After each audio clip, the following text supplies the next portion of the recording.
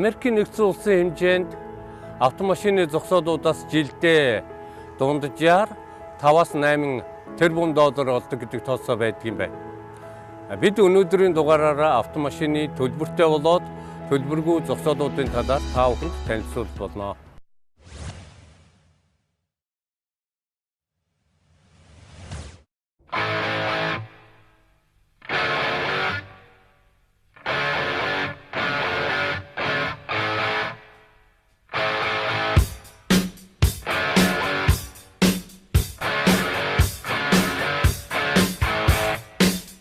Америкт асуудлыг ингэж шийдсэн байна. Харин Монголд минь яагаад ийм байж болохгүй гэж.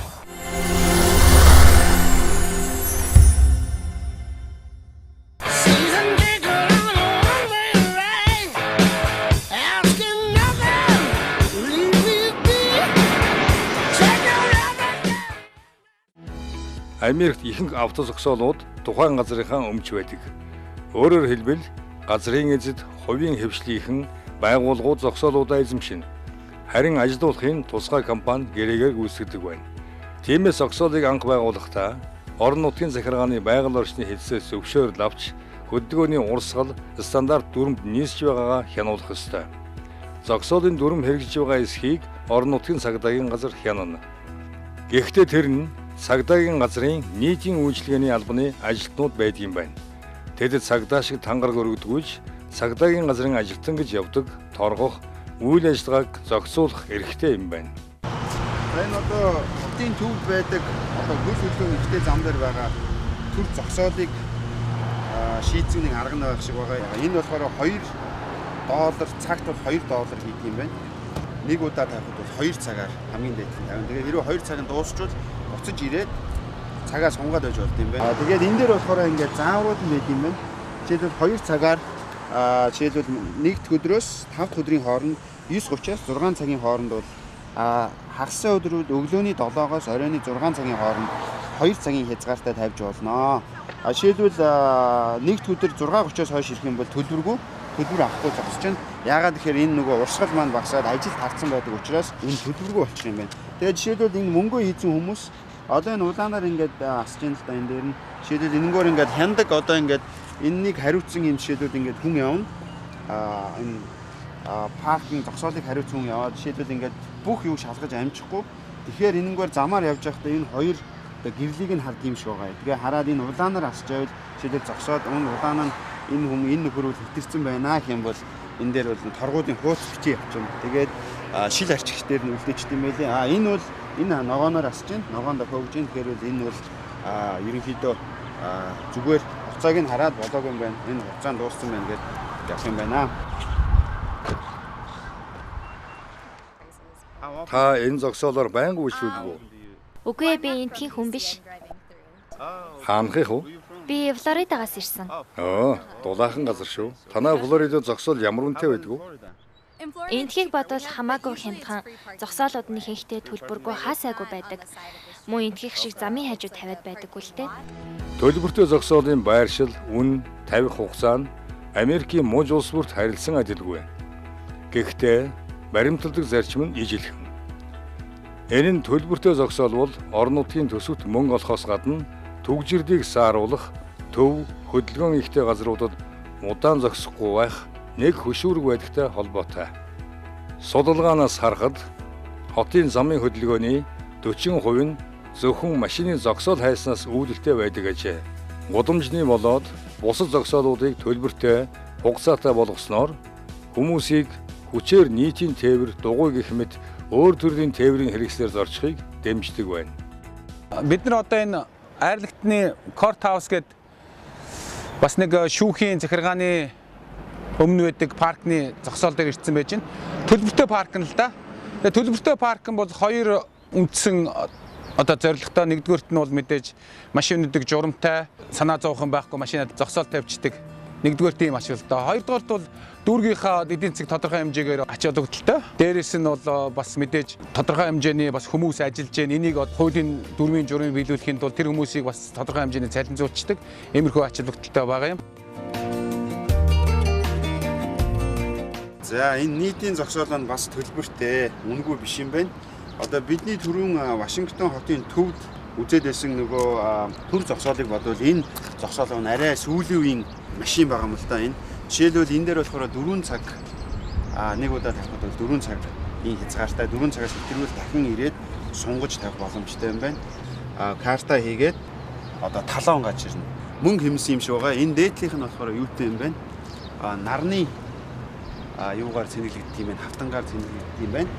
Миний ойлгосноор болохоор ажилчдын зогсоол жишээ нь өөрөөсөө доотлолтой тийм тусгай гаражтай байдаг юм байна, зогсоолуудтай байдаг юм байна. Тэгээ энэ бол зөвхөн одоо нийтэд зориулсан зогсоол байгаа юм байна.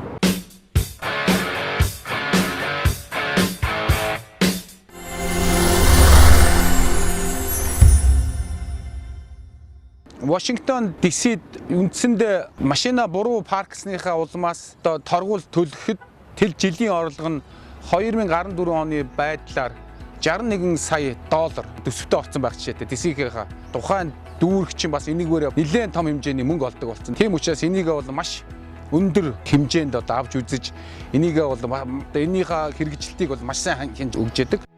Америкийн аль ч муж улсад нийтлэг байдаг нэг зүйл бол төлбөртэй зогсоолууд ажлын эд ачааллынхаас бусад үед тодруулбал оройн 6 цагаас өглөөний 8 цаг хүртэл үнэгүй байдаг. Хот өөрийн эзэмшлийн том автозогсоолууд дээр multi space device буюу зогсоолын төлбөрийг хураан авч цагийг хянаж байдаг төхөөрөмж тавьсан байдаг. Энэ төхөөрөмж 5-аас 15 автозогсоолыг ажилуулах хүчин чадалтай. Гэхдээ номын сан зэрэг газруудын зогсоолоос төлбөр авдаггүй. Тухайн номын сангаас тусгай бичиг аваад машиныхаа шилэн дээр наах гэх мэт байдлаар зогсуулдаг байна.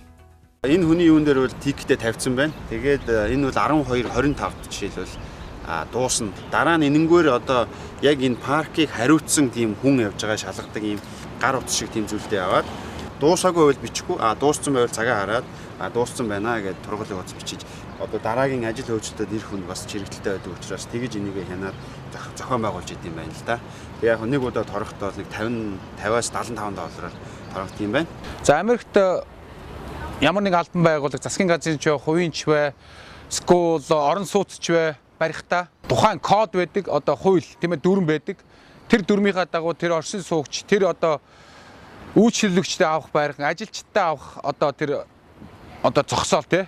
Тэрийг бол заавал гаргаж өгдөг. Энэ зогсоолоо бариагүй мөртлөө тэр байшингаа барих асуудал бол байхгүй. Хэрвээ тэрийг барина гэвэл тэр зөвшөөрлийг бол тэр дүүргээс тухайн хотын одоо барилгын юунаас бол олохгүй. Хэрвээ хүн их мөнгө төлмөөргүй бол 10-аас 15 гудамжны цаана хөдөлгөөн багтай газар, хямдхан эсвэл цагийн хязгаарлалтгүй зогсоол дээр машина тавьж болно. Хэрвээ хотод ажил хийдэг, байнга зорчих шаардлагатай хүн сараар нь автозогсоол, гараж түрээсэлбэл метро юм уу автобусаар зорчсноос хамаагүй хэмнэлттэй гэх мэтчлэн мөнгө болон цаг хугацаагаар хязгаарлан хүмүүсийг өөр аргаар зорчихыг дэмждэг. Төлбөр төлөхдөөч олон аргыг санал болгодог. Одоо бид нэр энэ нэг жижигэн автомат машин дээр байж байгаа юм л да. Одоо жишээлбэл энэ машина парклсан хүн хэдийн хэмжээний мөнгө төлөх үү? Хэдэн цагаар тавьж болох уу?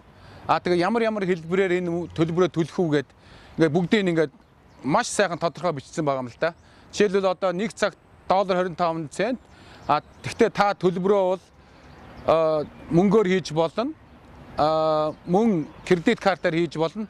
Мөн бас одоо энэ мобил одоо сүүлийн үед гарсан байгаа мобил аппликейшн гэдэг гар утсан дээр смарт гар утсан дээрээс ингээд төлчиж болдог. Ийм системийг оруулаад өгсөн. Автозогсоолоос орсон орлогыг юунд зарцуулдаг талаар Ардингтон хотын байгаль орчны хэлтсийн автозогсоолын менежер Майкл Коннор, төлөвлөгч зогсуулагч Каролин Темермент нараас тодруулсан юм. Бид хотын бүх гудамжны зогсоол, янз бүрийн байгууллагын урдах зогсоол, орон сууцны зогсоолуудыг бүгдийг хариуцдаг. Гэхдээ бид цөөхөн хэдийг нь л эзэмшдэг. Зогсоолын төлбөрүүд Арлингтон хотын ерөнхий сан руу ордог. Тэр мөнгийг Арлингтон хотын бусад зардалд ашигладаг. Бусад мужууд харин өөр байдлаар шийддэг юм лээ. Жишээ нь автозогсоолоо шинчил засахад ч юм уу гих зэрэг тодорхой зорилготой сан руу хийдэг гэсэн. Нэг зүйл нэмж хэлэхэд авто зогсоолоос олсон мөнгө нь ягаад ч тухайн зогсоолуудыг барихад зарцуулсан зардлыг нөхдөггүй. Манай энд гэхэд газрын түвшиндх нэг зогсоолыг худалдаж авахад $20,000. Харин газар доорх зогсоол $40,000-аас $80,000 байдаг. Эндээс харахад хичнээн их төлбөр авсан ч худалдаж авсан зардлаа нөхөж амждаггүйг харж байна. Тийм учраас шинэ техник технологиг ашиглан авто зогсоолын асуудлаа шийдэх нь чухал гэж бодож байна. Бас хүмүүсийг бусад тээврийн хэрэгсэл ашиглан зорчихыг аль болох уриалгах хэрэгтэй. Автомашины төлбөртэй болон төлбөргүй зогсоолын сэдвүүд нэлээд өргөн хүрээг хамарч байгаа болохоор Зулхүү цогооноор энэ дугаарыг хамтран бэлтгэлээ. Албан байгууллага үйлдвэр үйлчилгээний бүх газрууд өөрийнхөө барилгаа барихдаа үйлчлүүлэгчид зориулсан автомашины зогсоолыг хамтдан шийддэг нь Америкийн стандарт. Автомашины зогсоолуудын төлбөрийг автомашины ачаалал болон замын түгжирэл, ажлын болоод ажлын бус цагтаа уялдуулан уян хатан байдлаар шийдсэн байдаг. Улаанбаатар хотод одоо шийдэж байгаа автомашины зогсоол болон төлбөрийн асуудлыг Монгол хүнийхээ эрх ашигыг дээдлэн илүү боловсронгүй байдлаар шийдэж яагаад болохгүй гэж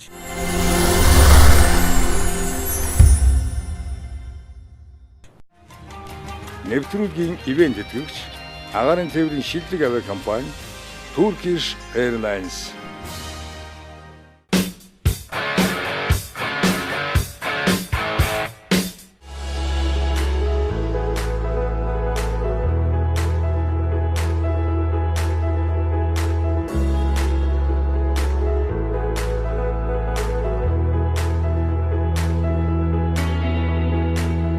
Монголоос Улаанбаатар хотоос ягаад нэвтрүүлгийн төлбөртэй төлбөргүй зогсоолын тухай дугаар үзэгч танд үргэлжлэн хүрч байна. Өнөөдөр Монголд жолооч нарыг бухимдуулж байгаа нэг асуудал бол яхахгүй зогсоолоо нэвтрүүлгийн багийн зүгээс энэ сэдвээр хамтран ажиллахаар нэгэн хүнийг урьсан байгаа. За такси үйлчлэгээний салбарт 7 жил ажиллаж байгаа энэ хүн залуу бол тухайн одоо ажиллаж байгаа салбартаа өөрийн гэсэн үйлчлэгээний стандарт болон брендийг бий болгосон алтан тулга гэх юм ах байгаамаа. За сайн байна та. Ажил тавлаг уу? Тавлаг. За бидний зүгээс таныг бас зогсоолын тухайн дугаартаа такси үйлчлэгээний салбарт 7 жил ажилласан. Тэгээ мөн дээрээс нь өдөр тутамдаа замын хөдөлгөөнд оролцдог хүн учраас оролцооч гэсэн саналыг хүсэлтийг тавьж ингэж урьсан юм шүү.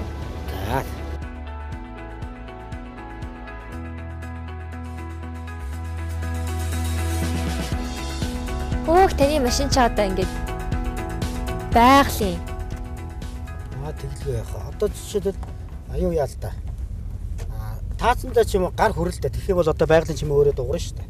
Тэгээ энэ байгалийн чимээ гэдэг бол ер нь хүнд их юу агуу тийм бахархал төрүүлэх юм л да. Одоо манай Улаанбаатарын хүмүүсүүд ер нь яг байгалийн хүн холбоотойгоор тэр болгон холбогдохгүй байгаа шүү дээ. Өглөө ажилдаа гарна, орой ажилласаа буuna. Тухайн одоо ядарсан, зүдрсэн ч юм уу бухимдсан хүн ямар нэгэн байдлаар такси бариад ороод ирэхэд урдаас нь ингээд сайхан байгалийн хүн холбоо тавиад өгөхөр тэр хүмүүсийн сэтгэл ямар агуу болдог гэж. Ер нь тэгээд миний зорилго л доо. Та энийг суусан бол энийг ч угаараа гэдэг нэг тийм зорилготой. Тэгээд тэр зорилгондоо л ахна одоо хүрээ явж байгаадаа л их бахархаж явдаг шүү дээ. Таны такси чинь тэгвэл хогийн савтай. За ингээд гоё байгалийн мөнгө аяс оруулсан юм таацтай. Гэрэлтэй. Тий. Тэгээд уран хайрлах гоё үгстэй. Өнөөдөр бидний хамтдаа бэлтгэсэн зогсоол. Тэгээд та ер нь төлбөртэй зогсоолуудаар хэр их үйлчлүүлдэг вэ? Одоо өөрийнхөө хувийн ажлаа хөөцөхөд би сая Чингэлтэй дүүргийн одоо газрын албанд орлоо л да. Тэгээд Чингэлтэй дүүргийн зогсоол руу би ор зогслоо. Тэр ажлыг гүйцэтгэхэд би 3 цаг энэ Талбайдар би машин орхицсан байна. Зогсоодсон байна. Тэгээд 3 цаг зогсоход би одоо 5,000 төгрөгөд энэ зогсоолоос гарч байна.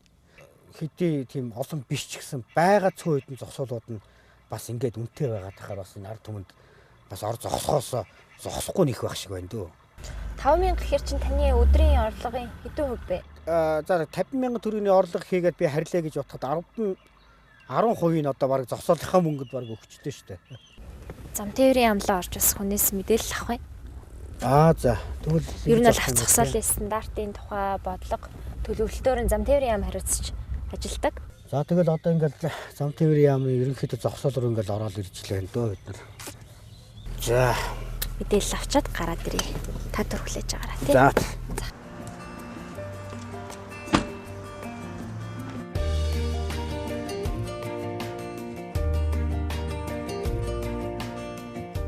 2007 онд авто зогсоолын стандарт гэдэг MNS 5342 гэсэн стандарт батлагдсан байна. Стандартны хэрэгжилт мөрдөлт бол ерөнхийдөө бас нэлээд таарах хүн байгаа гэж үзэж байна. Зогсоолын хүрээнд одоо хууль батлуулахаар ингээд ажлын хэсэг ажиллаж байгаа. Энэ хуулинд бол стандарт норм дүрмийн хүрээнд тусгагдсан хэрнээх мөрдөгдөхгүй байгаа асуудлууд өгөөд бас нэлээд сайн оруулж өгсөн байгаа.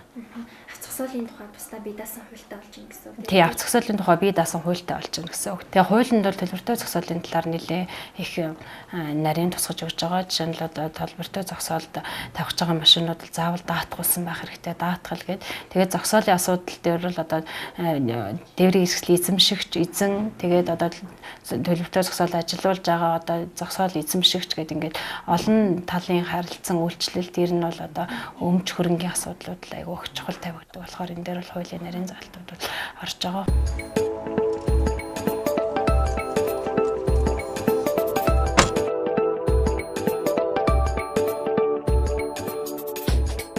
Одоо чи хаашаа явж байгаа вэ?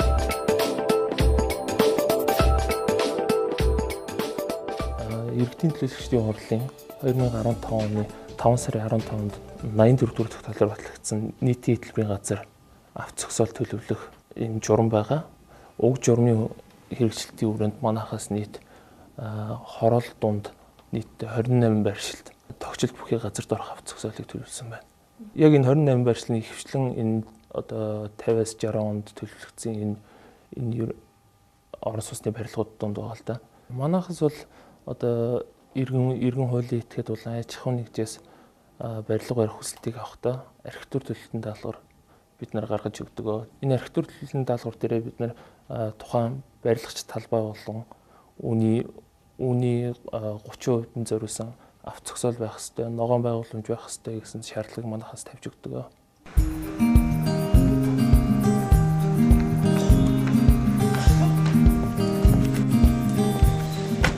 Одоо хоёулаа Инканто тавнал байна. Тэнд За их Монгол улсын гудамж. Тийм нэртэй юм уу? Та одоо энэ гудамж өргөнчлөөг бол нэрийг гаргахгүй. Гаргахгүй ер нь бол хэлээ шүү. Одоо бид хаана явна? Жуучны гудамжнаас гараад тавбайн баруун тал буюу Сүхбаатарын гудамж руу орчихлаа.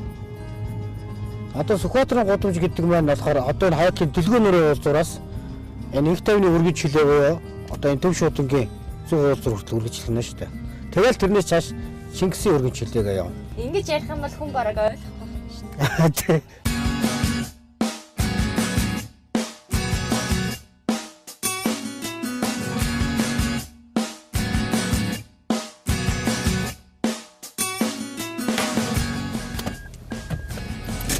Та хүлээж авах уу? Тэгээд. Тэгээд би олуулчихсан.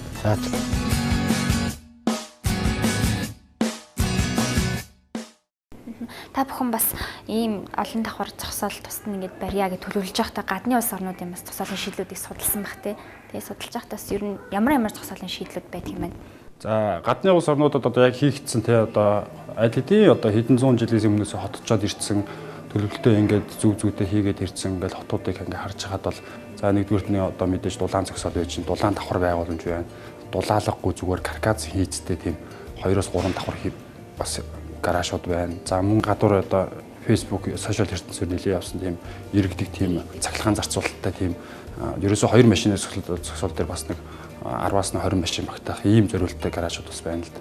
Тэгээ бид нар харж байхад бол хамгийн одоо ашигтай зүг зүйтэй зохион байгуулалтаа нэг гэвэл одоо энэ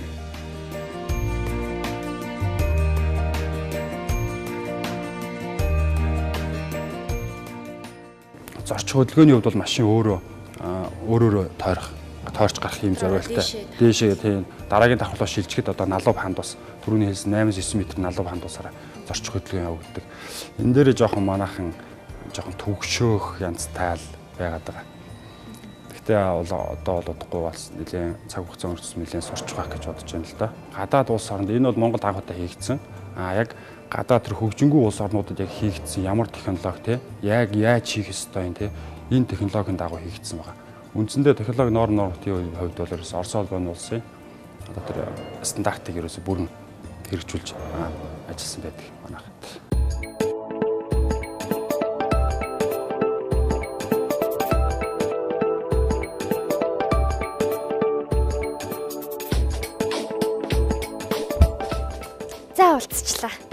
хоёлаа талбаараа хөтлөнө.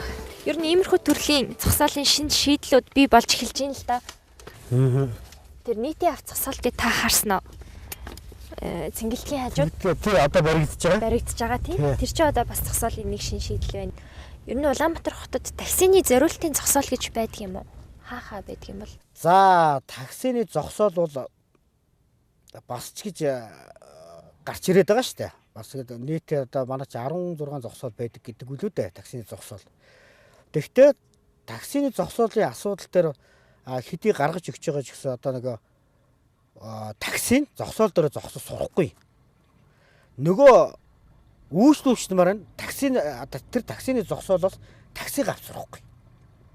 Тэр таксины зогсоолын асуудал одоо жишээлбэл энэ юун дээр Арсантай гүүрийн одоо бид нар одоо баруун талаас явж ийн гэж бодоход Арсантай гүүрийн хойдолд нэг шин зам бий болгосон шүү дээ. Сэлмийн голоо дагаад.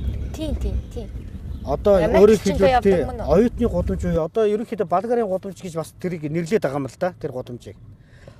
Тэгэхдээ тэнд таксины зогсоол хийцэн байгаа байхгүй. Тэр яах гэдэнд одоо таксины зогсоол ямар хэрэгтэй гэж хийж байгаа би бол ойлгохгүй. Одоо нөгөө таксины зогсоол нь зүгээр автомашины зогсоол болчихсон. Зогсоол байхгүйгээс болоод нэг хэсэг хүмүүсийг бухимдлаа шүү дээ. Машиныг ачаа авчдаг. Тавьчлахгүй газар тавиад. Одоо тавьдаг зогсоол нь угаасаа нэгдүгээр гинэ юм чи одоо яах вэ? Тэгээд дээр нь одоо энэ төр хорих, төр зогсоол хорноо ачна гэсэн тэмдэг бол одоо арай л хэтэрцэл юм шиг санагдаад байна надад бол. За би одоо ингэсгээд энд буучъя да. За. Тандас өнөөдөр цаг цаваа гаргаад бидний нэвтрүүлэх тусалаад тий Улаанбаатар хотын авто зогсоолын тухай одоо санал бодлоо илэрхийлж оролцсонд баярлалаа. За зүгээр би ч бас тодорхой хэмжээний бас зогсоолын талаар бас хөндөж бас энэ сэдвээр юм хийж нэвтрүүлэг хийсэн болохоор би ч бас баярлж байна л да. За таны ажилд амжилт хүсье. За баярлалаа. За баярлалаа.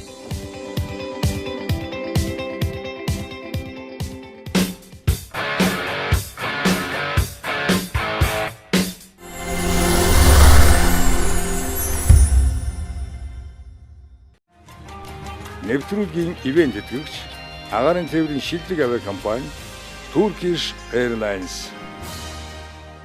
Төлбөртэй төлбөргүй авто зогсоолын тухай нэвтрүүлгээ үзэгч та бүхэнд бэлтгэн хүргэлээ. Нэвтрүүлгээс шин санаа, шинэлэг шийдлийг олж харсан гэдэгт бид итгэж байна. За яг одоо миний энэ зогсож байгаа газар бол талбайн зүүн хэсэг. Энд бол машин тавих ёсгүй гэсэн хэдиж жолооч нар бол машинаа байрладаг. Яагаад гэвэл замын яг цаана соёлын төвөргөө болон улсын дүр бичгийн эрдмийн театр гэж соёлын томоохон төвөд байрладаг байгаа. Тийм учраас энд авто зогсоолын хэрэгцээ шаардлага байсаар байдаг.